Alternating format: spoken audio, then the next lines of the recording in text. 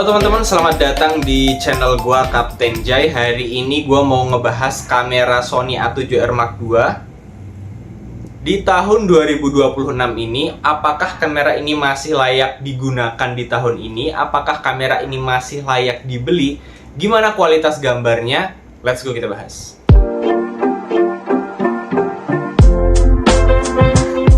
Disclaimer dulu buat kalian semua, di sini gue nggak mau nge-review lengkap tentang kamera ini.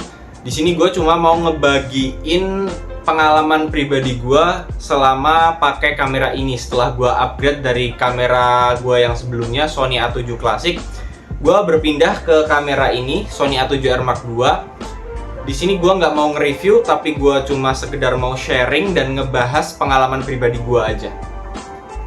Pembahasan kali ini gue bagi menjadi beberapa segmen. Segmen yang pertama yaitu adalah dari segi fitur atau spesifikasi, tapi karena gue nggak mau ngejelasin secara rinci spesifikasinya, jadi gue tulis aja di sini.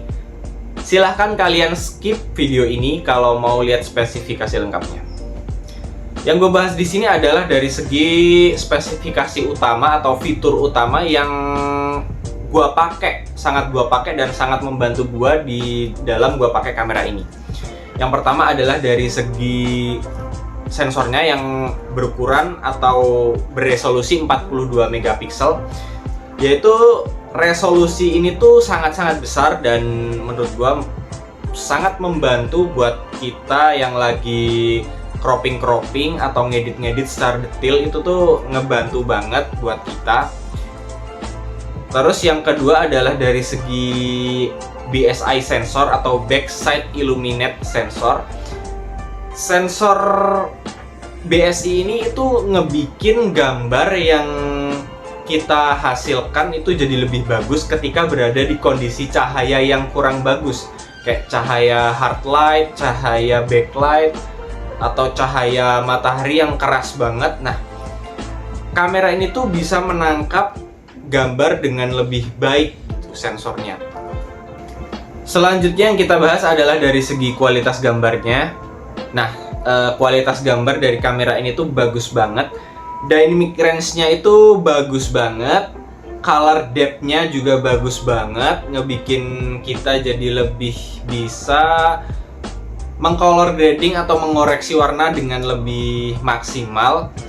Terus kombinasi sensor BSI dan 42 megapiksel yang dimana itu adalah resolusi yang gede banget untuk penggunaan gua sebenarnya, itu ngebikin gambar jadi bisa lebih mewah, lebih padat, lebih tajam.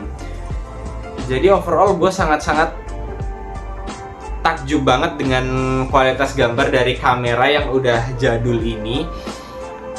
Dari segi low light-nya juga bagus banget. ISO tingginya layak dipakai di ISO 6000, asalkan masih di bawah 6000 menurut gua tuh masih enak dilihat.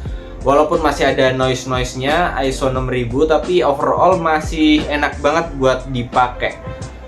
Kalian tinggal nyari pencahayaan yang bagus aja ketika motret di tempat gelap, atau kalian bisa tambahkan flash ya. Jadi sekarang menurut gua udah nggak perlu lagi mengeluhkan ISO tinggi karena di Lightroom juga ada fitur di noise reduction. Jadi ketika kalian motret raw tuh kalian udah nggak perlu takut lagi lah yang namanya noise atau ISO tinggi di kamera jadul ini. Nah, tapi karena resolusinya yang besar 42 megapiksel, kamera ini juga menuntut untuk dipakein lensa yang bagus juga. Karena ketika kalian pakein kamera ini dengan lensa-lensa yang jelek, gambar yang dihasilkan tuh jadi tidak terlihat mewah gitu loh. Jadi lensanya nggak tajam, walaupun gambarnya terlihat padat, tapi lensanya itu tidak tajam, itu kelihatan banget gitu loh. Jadi kayak misal highlightnya itu ketika kena cahaya keras itu tuh ngeblow banget, atau chromatic aberrationnya itu jadi lebih ketara di kamera ini ketika kalian pakai lensa yang jelek. Kayak lensa-lensa jadul ini, gue punya beberapa lensa yang emang kualitas optiknya jelek, yaitu lensa vintage ini, SMC Takumar, dan lensa ini TT Artisan f2,8. Nah, ketika kalian pakai lensa-lensa ini, kualitas gambarnya itu jadi menurun. Walaupun mungkin kalau lensa ini dipakein di body yang misal Sony A7 III atau Sony A7 II yang cuma 24 megapiksel, mungkin lensa ini malah bisa terlihat lebih bagus daripada kalian pakein di kamera Sony A7R ini. Nah, berhubung gue juga pakai Sigma, jadi overall gambarnya itu bagus banget. Part 2 yang mau gue bahas dari kamera ini adalah dari segi ergonomi dan kontrol. Nah, dari segi ergonomi dan kontrol, kamera ini tuh menurut gue masih lumayan oke, lebih oke daripada Sony A7 Classic. Dan masih belum cukup oke kalau dibandingkan dengan kamera-kamera terbaru seperti Sony A7 IV atau Sony A7 Mark V atau kamera-kamera DSLR ya, karena dari segi gripnya ini udah lumayan cukup dalam, tapi jari kelingking gua masih belum bisa menapak dengan sempurna. Jadi agak kayak gini, agak ngegantung dikit. Ini cukup nyaman karena di sini udah ada ininya juga ya. Jadi gripnya udah cukup nyantol, tapi masih belum cukup nyaman banget buat leluasa dipakai macam-macam. Baiknya kalian tetap harus pakai strap biar aman, jangan cuma dipakai kayak gini, atau kalian bisa tambahkan kayak gini ya, L-plate atau rig. Ini gue sendiri juga pakai buat nambahin grip biar ketika gue pakai tuh jari kelingking gue bisa menggenggam dengan sempurna, jadi kerasa lebih solid juga. Dari segi bodinya ini tuh udah magnesium alloy, udah weather seal juga, udah tahan percikan air dan debu. Tapi pastiin kalau kalian kayak gitu mau dipakai ke tempat yang lebih ekstrim tuh lensa kalian juga harus weather seal juga, jangan cuma bodinya doang. Karena kalau cuma bodinya doang tapi lensanya nggak weather seal, debu-debu atau cipratan-cipratan itu bisa masuk juga ke sensor ya dari lensa. Kualitas layar dari kamera ini tuh juga udah cukup bagus, pixelnya udah lebih rapat dan viewfindernya juga lebih bagus dari kamera sebelumnya, Sony sebelumnya. Jadi layarnya tuh tapi masih kayak gini doang nih, masih cuma bisa di tilt up dan tilt down doang. Jadi tilt downnya juga cuma segini doang nih, jadi masih sangat terbatas buat kalian yang mau ngevlog atau mau macem-macem ya pakai kamera ini dari depan atau dari angle-angle yang susah gitu. Kamera ini tuh ya cuma bisa kayak gini doang, terbatas banget. Ya wajar lah, masih kamera tahun 2015. Buat gue pribadi, kamera ini tuh agak susah kalau kita mau low angle atau high angle dengan posisi vertikal kayak gini ya. Misal dari bawah kayak gini mau motret ke atas, atau dari atas mau motret ke bawah kayak gini, itu kita susah buat ngelihat layarnya. Tombol atau kontrol dari kamera ini tuh juga lengkap menurut gua. Ada dial di sini depan, ada dial di sini ya, kontrol segitiga exposure-nya, dan ada dial lagi di sini. Ada beberapa tombol custom yang bisa kalian custom juga, custom 1, custom 2, custom 3, custom 4. Ini sangat memudahkan gua buat mengatur menu atau kontrol yang sering gua gunain ketika gua bekerja dengan cepat tanpa masuk ke menu dulu. Yang ketiga, dari segi autofocus, kamera ini tuh masih cukup bagus, masih cukup bisa bersaing di tahun 2026 ini menurut gua.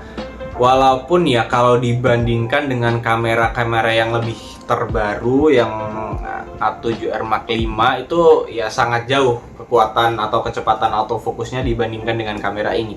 Tapi kalau masih bisa dipakai ya masih bisa dipakai, autofokusnya masih cukup cepat buat ngedetect wajah. Tapi kamera ini tuh ngedetect wajahnya tuh kalau dari jauh itu susah, jadi paling cuma dari jarak menengah doang. Jadi kayak kalau buat full badan dari jauh itu tuh susah banget. Tapi kalau cuma setengah badan itu gerakan kepalanya itu masih bisa terbaca dengan baik, dan udah ada eye autofocusnya juga. Walaupun ya memang eye autofocusnya itu masih ya mungkin bisa dibilang jelek lah ya, karena tahun 2015 kamera ini rilis ya, ya masih standar banget, masih baru-baru muncul eye autofocus itu.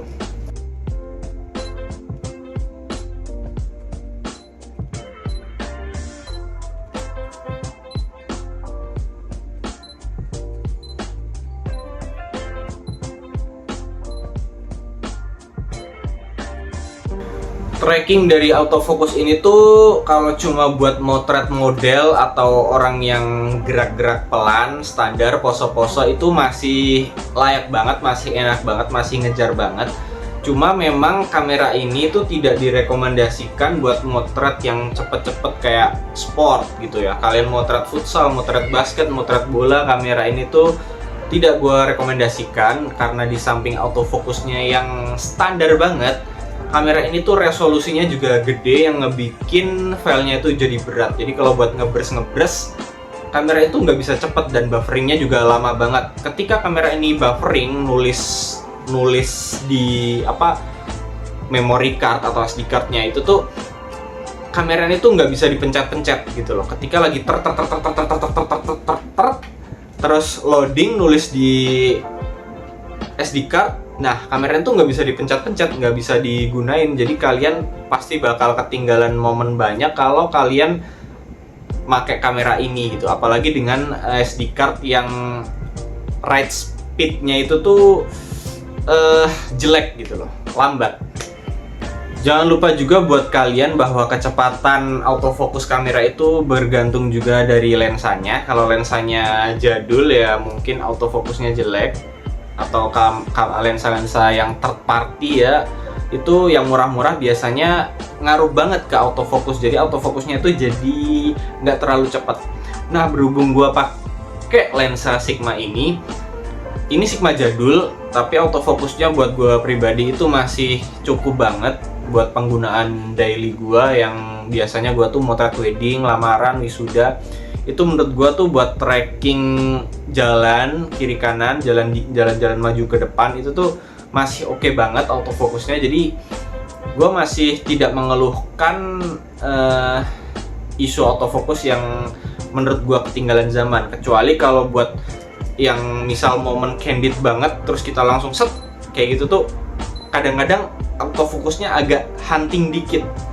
Paling ya nggak terlalu mengganggu banget sih. Tapi yang terakhir, kesimpulan, apakah kamera ini masih layak atau digunakan untuk siapa kamera ini? Nah, sebenarnya kamera ini tuh ditujukan buat fotografer landscape, fotografer portrait, fotografer produk, fashion atau komersil yang membutuhkan resolusi tinggi, yang membutuhkan editing secara detail gitu loh. Nah, kalau buat penggunaan gue pribadi sebagai fotografer wedding atau fotografer wisuda, kamera ini tuh sebenarnya masih enak-enak aja dipakai atau layak-layak aja, nyaman-nyaman aja. Malah 42 megapikselnya itu ngebikin kita jadi lebih mudah buat ngedit. Tapi balik lagi, karena resolusinya yang besar, otomatis file yang dihasilkan dari kamera ini tuh juga gede banget, yang ngebikin memori cepat penuh dan kalian juga harus punya backup space penyimpanan yang besar buat menyimpan foto-foto dari kamera ini. Nah, dari segi yang udah gue jelasin tadi, kamera ini tuh masih layak banget buat kalian pakai di tahun 2026 ini, asalkan kalian bukan fotografer sport atau fotografer yang membutuhkan kecepatan. Kalau kalian adalah fotografer wedding, menurut gue masih oke-oke aja. Tapi kalau buat dibeli, mungkin kalian harus mempertimbangkan kamera-kamera lain ya, buat perbandingan aja. Untuk soal harga, kamera ini tuh menurut gue masih good value for money banget, di harga sekitar 11 jutaan bekas body only. Nah, barunya gue nggak tahu, tapi harga bekasnya itu sekitar 11 juta. Di harga 11 juta itu menurut gue kamera ini tuh masih bisa dibilang adalah kamera terbaik, kamera dengan sensor atau kualitas gambar terbaik di harga 11 jutaan. Kalau kalian punya duit baru, kalian bisa beli Canon EOS RP. Tapi tentu aja kalau kalian bandingin sama kamera ini, kualitas sensornya itu jauh lebih bagus kamera ini. Buat kalian yang mau beli kamera ini, menurut gua kamera ini tuh masih worth it banget dibeli di harga sekitar 11 jutaan. Kalau ada yang lebih worth it, mungkin teman-teman coba boleh komen aja di bawah. Dan kalau kalian punya pengalaman pribadi pakai kamera Sony A7R Mark II ini, kalian juga boleh sharing di kolom komentar di bawah. Semoga video ini bisa membantu kalian yang mau beli kamera. See you next time and have a nice day.